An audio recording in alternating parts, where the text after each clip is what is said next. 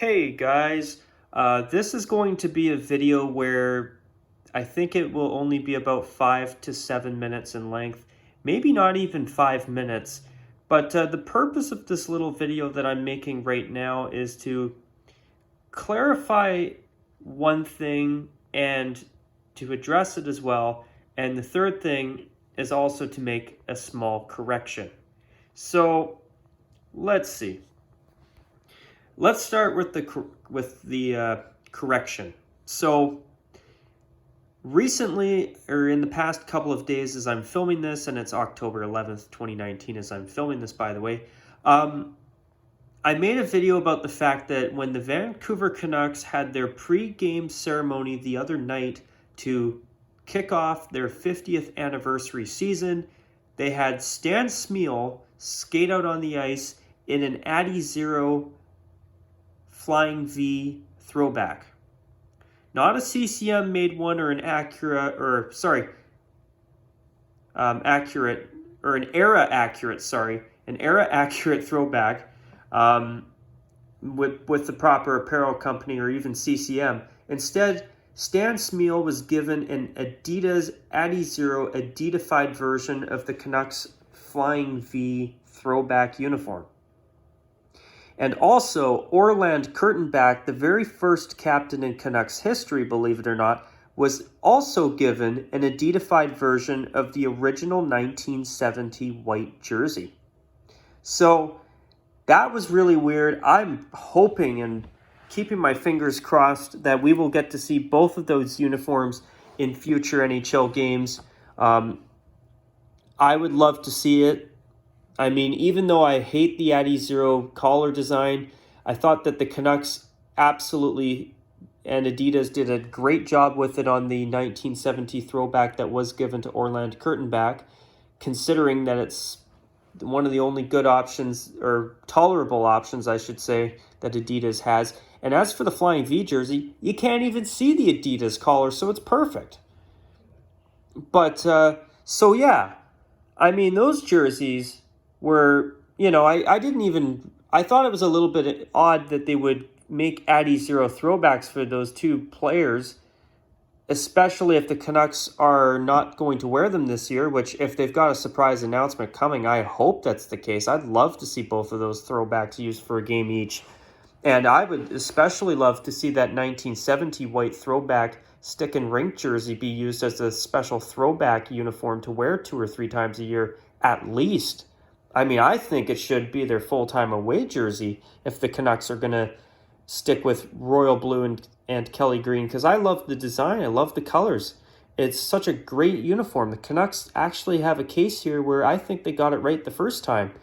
It's just the blue jersey that was supposed to match that uniform back in 1970. I've never liked the design. There's too much green, and I think that instead of 2 green stripes and a white V on each sleeve, and a thin white stripe between each green stripe, I think what it should be is a Kelly green stripe and a white stripe. And a white V on each sleeve, like they had in 1970. Before they switched to the much simpler design that they wore up until they switched to the famous, arguably for all the wrong reasons, Flying V uniforms, which I actually think that they're pretty cool. I know it's a matter of opinion. I'm sure most of you will probably disagree with me, but they're the only team in NHL history that's gone with full-time home and away uniforms that are as radically different compared to everyone else. Instead of a logo on the front, they just had a big, giant, monstrous V on the front to represent a V for Vancouver. I mean, no one else has ever done anything as crazy as that for full-time home and away jerseys. I mean, we've seen some experimental designs gone wild, like the infamous Wild Wing jersey that the Mighty Ducks wore in the 95-96 season, and the Los Angeles Kings with their infamous Burger King uniforms. And in the past 5 years, we've even seen the Buffalo Sabres with their infamous Turd Burger uniform. But they weren't primary uniforms. They were alternates. So what I'm saying is the Canucks are really the one team in NHL, or at least in the modern NHL history from like 1960 or 1970 until now, that have done a totally unconventional, radically different home and away jersey design in their history. But I want to talk about this jersey that a player did wear during the introduction ceremonies for the 50th anniversary opening night back a couple of days ago. So I know I said that his last name was Kearns, but I think I got his name wrong. I think I said Dave Kearns or something. And if I did, I just want to go on the record and clarify that I was 100.5% incorrect on that. His name is Dennis Kearns. So I just want to make sure that I get that right, because you know what? I'd rather make a correction in an additional video than not make it at all, eh? So I want to talk about his jersey that he wore. So this is the jersey design that Dennis Kearns wore. It's a blue jersey with the original Stick and Rink logo. However, it's historically inaccurate because the only time in franchise history that the Canucks have had a Stick and Rink blue jersey with a blue Stick and Rink logo on the front was their last third jersey design that they wore from the 08-09 season up until the 2016-17 season, and have since retired it as a result of the transition to Adidas from Reebok, and of course the introduction of their new ultra-mediocre design, which in my opinion is terrible. And I'm talking about their new quote-unquote heritage third jersey. Heritage my foot. In my personal biased opinion, they took the original 1970 royal blue jersey design and found ways to make it worse. Thanks, Vancouver. But anyways, this is the jersey that an alumni group of Canucks players have. So it's the Canucks alumni jersey, according to what I've read online. So, number one, this is not a historically accurate jersey. And also, it's got the V Johnny Canuck head logo from their last alternate jersey on the shoulders.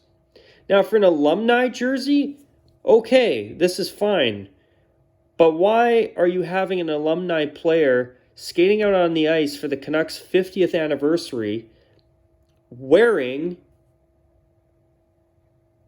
a jersey that the Canucks never even wore? Like, if he wore the mid to late 70s blue jersey with the simpler striping, perfect. But a different design that the alumni wear for an event every year or something like that, which I think that's what it's for, and correct me if I'm wrong. Sorry, but that's just weird. So I just thought I'd put this quick video together just to clarify that the jersey that Dennis Kearns, and I finally got the name right, and sorry for getting it wrong in the last video, but I got that right. And the other thing I want to clarify is that that jersey design is actually what the alumni wear.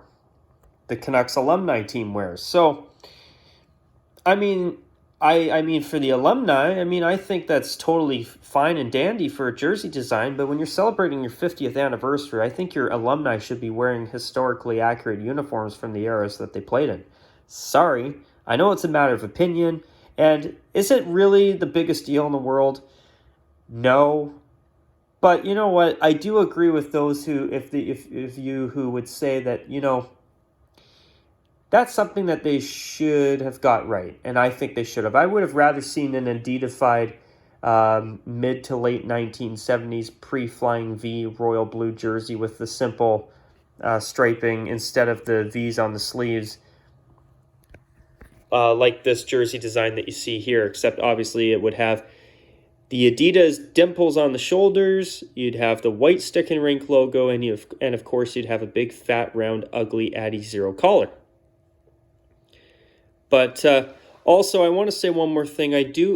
I have been hearing that those two jerseys that Orland Kurtenbach and Stan Smeel wore for the pregame ceremony for the 50th anniversary season opener were actually prototype jerseys created by Adidas in case the Canucks elected to wear them for the 50th anniversary. But I did read a comment somewhere, and I can't remember where somebody said, well, next year is 2020. It's still... The Canucks started in 1970, so next year, the Vancouver Canucks are going to be still celebrating technically their 50th anniversary up until the end of this season, and even till the end of 2020, it's their 50th year as a franchise. So, you know, in that case, maybe the Canucks have more throwbacks up their sleeves. I sure as hell hope so. I'd love to see both the Flying V and the 1970 white jersey make a return for at least a game each.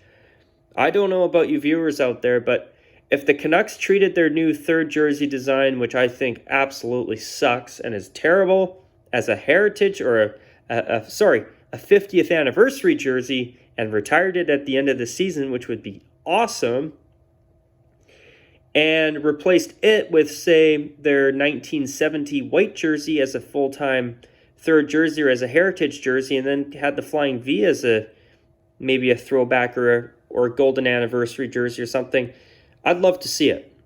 Now, I know not everyone wants to see the Canucks dust off their Flying Vs, but you know what? It's one of the most unique designs in NHL history, whether you think it's a cool design or you think it's the worst thing that's ever graced NHL ice.